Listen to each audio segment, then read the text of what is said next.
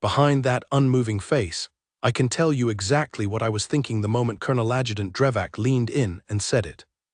I was thinking, you have made a serious error in judgment. I did not say it. I did not move. I stood where I had stood for the previous 4 hours at the inner door of the Veldenmere State Dining Hall, rifle at the carry, chin strapped tight, the candlelight from 200 lanterns throwing everything in amber and gold. The banquet for the Kerstian military delegation had been running since 7:30. By the time Drevak walked up to me, it was pushing 11, and I had watched that man work the room for the better part of the evening, loud voice, blunt hands, the kind of officer who moves through a gathering like he is inspecting it rather than attending it. I had him read inside the first 10 minutes, the kind of man who tests doors to see which ones open. He tested mine. It started before the general passed through. Drevak came ahead the way aides do, clearing the path, except the path was already clear. My post was the inner door and my job was to stand it. I was not furniture to be moved. I was a fixed point in that room, same as the door itself.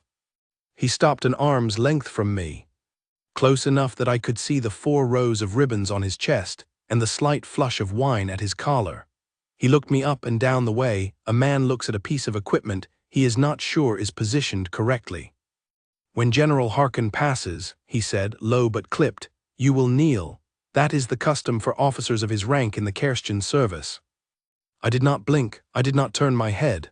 My eyes stayed exactly where they were, level forward 8 feet past his shoulder. I am stationed at this post, I said, 1 sentence, that was all. He heard it, he did not like it. You will address me as Colonel Adjutant. The flush at his collar had moved to his jaw, and you will comply. The general is the senior military figure present this evening. Your household shows its respect accordingly. I let 3 full seconds pass, long enough that a man pays attention to them. My orders come from the palace marshal, I said. I will stand my post. That was the 2nd sentence. In 4 hours on that post, it was the 2nd sentence I had spoken to anyone.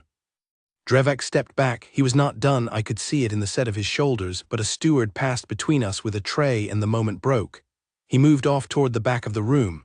I heard him speaking quietly to someone near the service corridor. I did not turn to look. My post was forward.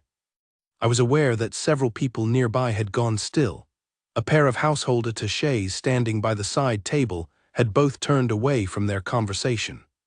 One of our senior duty officers, Warrant Kelher, was positioned 20 feet down the hall, and I could tell without looking that he had stopped his circuit and was watching. In a room like that one, at a function like that one, every ripple moves. The protocols that govern a state banquet exist precisely so that the evening runs like water, smooth, quiet, unremarked. Drevak had just thrown a stone into that water, and everyone in the room who understood their trade had felt it. None of them intervened. They did not need to. That is what discipline looks like from the outside, the stillness of people who trust that the structure will hold. General Harkin came through 20 minutes later. He was a tall man, late 60s, silver-haired and straight-backed in the way of officers who have been in uniform so long that the posture has become structural. He wore his full dress, chest heavy with decorations, and he moved with the kind of slowness that is not infirmity but weight, the deliberate pace of a man accustomed to rooms adjusting to him rather than the other way around. His staff formed a loose triangle behind him. I presented arms as he passed. That is the correct mark of respect between uniformed services at a formal state function, clean, precise, unambiguous. It is not a bow, it is not a kneel. It is what the protocol of this household requires, and it is not a small thing. It carries meaning. The general passed through the door without breaking stride. Drevak did not. He stopped at my shoulder behind me now, which told me he had positioned himself specifically to catch the moment, and his voice came low and close. That, he said, was insufficient. You were told what was expected. I did not turn around. A man at his post does not turn around. I gave the correct courtesy, I said, under the protocol of this household. You are in the presence of a 4-star general of the Kerstian High Command. And you are in the presence of this post. That one landed differently. I felt it in the silence that followed, a small, charged silence, the kind that has mass to it. Somewhere behind me someone had stopped moving. I suspected it was more than one person. Drevak's voice dropped lower and went harder. I will have you removed. I will speak to whoever commands you. By tomorrow morning, You will be answering questions about why you dishonored an allied nation's senior military officer at a state function. He was not wrong that he could make that call. He was wrong about what would happen next. You may speak to the palace marshal, I said. He is at the far end of the hall. There was a pause that felt like a held breath. Then I heard his footsteps cross the floor in that direction. I stood my post. What happened next I did not see directly, but I have since heard it from 3 people who did. Palace Marshal Alderton, 26 years in the household, a man whose title is largely ceremonial but whose authority at a state function is absolute, listened to Drevak for approximately 45 seconds. During those 45 seconds, Alderton's expression reportedly did not change. When Drevak finished, Alderton said one thing. The guard performed his duty correctly.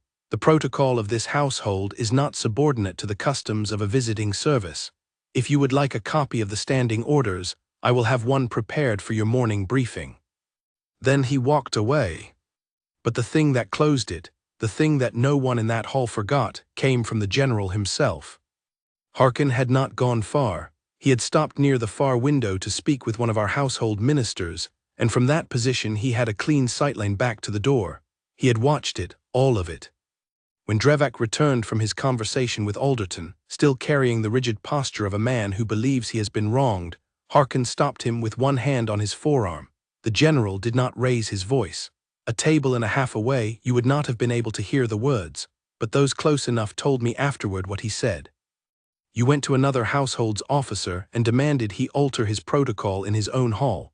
You did that in front of their guests, their staff, and their marshal. You embarrassed this delegation. Drevak tried to speak. Harkin continued. That man held his post correctly. He showed me the proper inter-service courtesy. What you demanded of him was not courtesy, it was submission, and it was not yours to demand. The adjutant stood very still. You will not approach that post again, Harkin said, and when you are back in uniform tomorrow you will think about the difference between respect and compulsion, because you have clearly forgotten it. Then the general returned to the room. I heard none of this in the moment. I stood my post until midnight, the same as always, rifle at the carry, eyes forward, the candlelight burning down through the final hour of the banquet. The last of the delegation filed out quietly, coats and handshakes at the grand entrance, drivers waiting in the forecourt. The Kerstian staff went with them. Drevak did not look at the inner door as he passed. He looked at the floor and then he was gone. The stewards moved through the hall, quiet and efficient, clearing the long tables. Silver clinked softly against silver. Warrant Kelher did his final circuit and gave me a single nod as he passed, just the nod, nothing else, the way men of his trade acknowledge a thing without making ceremony of it. Palace Marshal Alderton came to my post as I prepared to stand down. He looked at me for a moment, then he said, "Good evening, Voss." That was all. In this household, from a man like Alderton, that is not a small thing.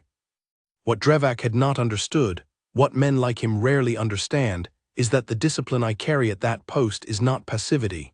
It is not silence because I have nothing to say or stillness because I lack the will to move. It is the concentrated weight of an institution that has stood longer than any of us, built on a simple principle. Every post is held as though the whole of the household depends on it, because sometimes it does.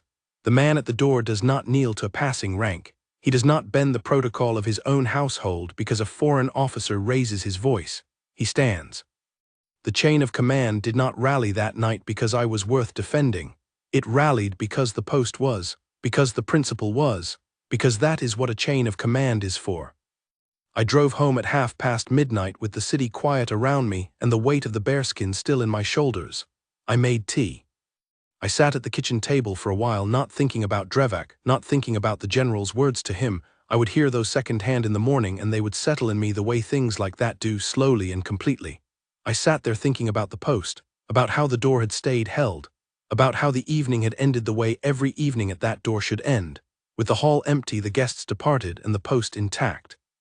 Some men walk into a room and believe the whole of it should rearrange around them. They have usually spent their lives being given exactly that. A royal guard's post teaches a different lesson. The room does not rearrange, the post holds, and in the end, even the men who push hardest against that fact come to understand it. The ones who don't tend to get a very quiet word from their general.